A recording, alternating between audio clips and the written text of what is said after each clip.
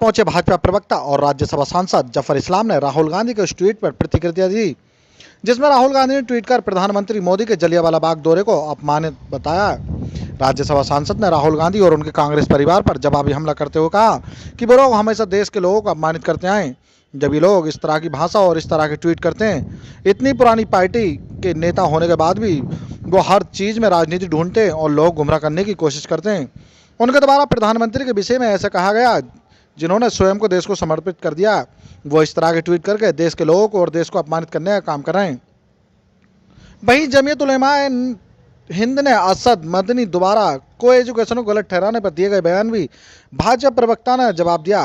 जफर इस्लाम ने कहा कि उनके घर दो तरह की सोचें हैं, उनके भाई जरूर इसका जवाब देंगे और अरशद मदनी कट्टर सोच के व्यक्ति हैं, इसलिए उन्होंने ऐसा कहा है, उनकी सोच पीछे धकेलना चाहती है। राहुल गांधी ने एक ट्वीट किया है प्रधानमंत्री जलियांवाला बाग को लेकर, उस पर इस तरह से कहा कि अपमान किया गया, किस तरह देखती बात? देखिए, राहुल गांधी जी और कांग्रेस परिवार देश को, देशवासियों को हर दिन अपमानित करता है। जब इस तरह की भाषा, इस तरह की ट्वीट और इस तरह के जब वो प्रतिक्रिया देते हैं तो उससे समझ में आता है कि जो एक इतनी पुरानी पार्टी के वाइस प्रेसिडेंट होने के नाते जिस तरह का उनका रिएक्शन होना चाहिए, जिस तरह के स्टेटमेंट आने चाहिए, उससे परे रह के वो हर चीज़ में राजनीति ढूंढते हैं और लोगों को गुमराह करने की कोशिश करते हैं। ये ट्वीट भी उसी तरह से देखा जा सकता है कि भारत के प्रधानमंत्री जिन्होंने अपने आप को पूरे तौर से समर्पित कर दिया देश के लिए, देश हित के लिए, देशवासियों के लिए, उनके प्रति इस तरह के ट्वीट करके ये सिर्फ अपने आप में जो मुबालगा में रह के देश को अपमानित, देश के प्रधानमंत्री जी को अपमानित और देशवासियों को अपमानित करने का जो उनका काम है। एक सर जमीयत उलेमा हिंद का एक मैसेज आया है, उन्होंने जो अध्यक्ष हैं मदनी जी ने कहा है कि को एजुकेशन पर बैन लगना चाहिए, उससे जो लड़कियां उनके साथ दुष्कर्म की घटनाएं बढ़ती हैं, किस तरह देखते हैं? देखिए, अरशद मदनी जी जो है बहुत रेग्रेसिव थॉट्स के हैं, इसलिए उन्होंने इस तरह की बात कही, जबकि उनके अपने ही भाई इसके खिलाफ खड़े होंगे। इसलिए कि जब घर में ही ऐसा विवाद है कि एक भाई जो है वो इस चीज़ को बिल्कुल समझते हैं कि आज मॉडर्न एजुकेशन ज़रूरी है, आगे बढ़ाना ज़रूरी है और अपने मेडिकल इंस्टीट्यूशन, इस तरह के बड़े इंस्टीट्यूशन जो है वहाँ पर कोएड होना ही ज़रूरी है। ऐसे में अगर उनके भाई कहते हैं तो जब घर में उनका रिएक्शन हो सकता है तो जाहिर है वो बात गलत है और उसको उसी नज़रिए से देखना चाहिए। एक ऐसी सोच है जो पीछे धकेलना चाहती है, प्राचीन काल में ले जाना चाहती है, और जबकि देश आगे निकल रहा है, आदरणीय प्रधानमंत्री जी के नेतृत्व में देश आगे निकल रहा है, और ऐसे में देश के प्रधानमंत्री जी के हाथ बटाने के बजाय उनके हाथ को कमजोर करने का एक जो है तरीका है अरशद मदनी जी का। आखिरी सवाल था मेरा, कल मुख्यमंत्री जी वहाँ थे, मथुरा में थे, उन्होंने एक सजेशन दिया है, वहाँ से कहा है कि जितने भी धार्मिक स्थान है वहाँ से मांस मदिरा को बैन किया जाना चाहिए। किस तरह देखिए भाजपा, ये क्या किस तरह का मैसेज है? देखिए, किसी एक धर्म और समुदाय के लिए नहीं है, सभी समाज के लोग खाते हैं। उत्तर प्रदेश हो या किसी और प्रदेश में भी देखिए, सभी वर्ग के लोग, चाहे ठाकुर हो, चाहे ब्राह्मण हो, चाहे मुस्लिम हो, चाहे सिख हो, चाहे ईसाई हो, सभी वर्ग के लोग खाते हैं। तो इन्होंने किसी एक वर्ग विशेष के बारे में नहीं कहा, उन्होंने कहा है कि सबको।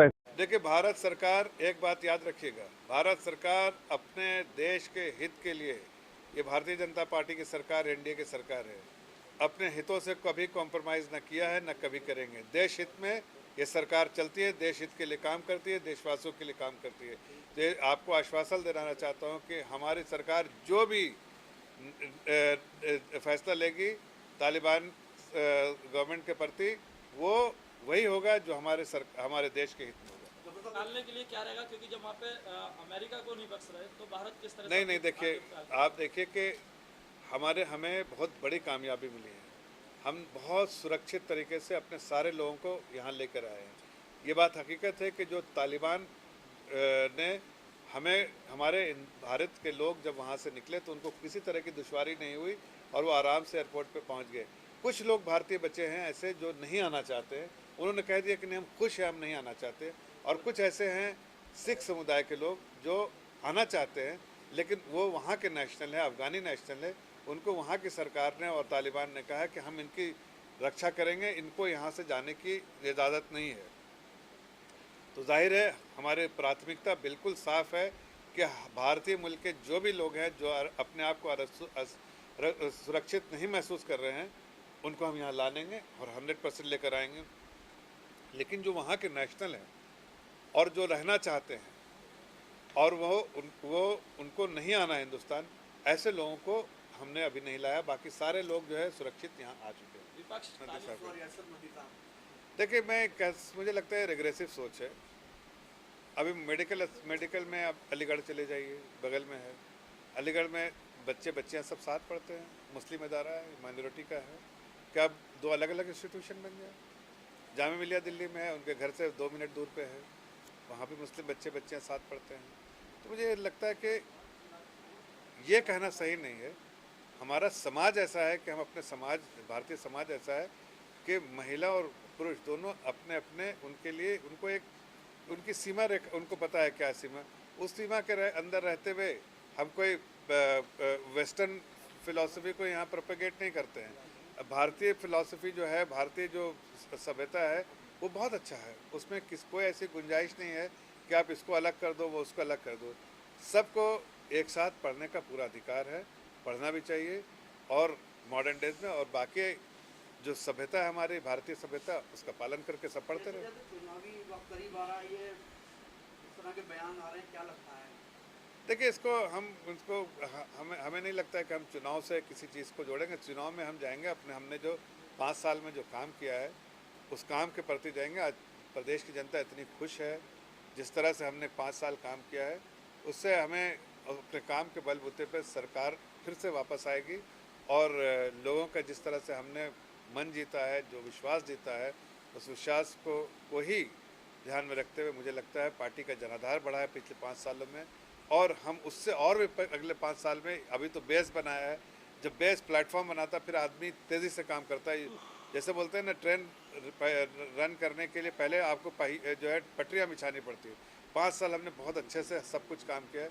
तेज़ी से विकास भी प्रदेश में हो रहा है और आगे आने वाले दिनों में आप देखिए जो उत्तर प्रदेश सबसे बेहतर प्रदेश होगा पूरे हिंदुस्तान में। यहाँ पर से मैं इलेक्टेड एमपी कोई भारतीय जनता पार्टी का नहीं, इसलिए विकास के काम के लिए मुझे यहाँ पर ये काम सौंपा गया है। उस दिशा में आज इस बार आपने लोगों ने देखा होगा, आप लोगों ने पेपर में छापा भी, इसलिए कि उद्यान मंत्री से मैंने मिला था, फाइनेंस मिनिस्टर से मैं मिला था और मैं रेलवे मिनिस्टर से मिला था और इंफॉर्मेशन टेक्नोलॉजी मिनिस्टर से मिला था पिछले 1 हफ्ते में।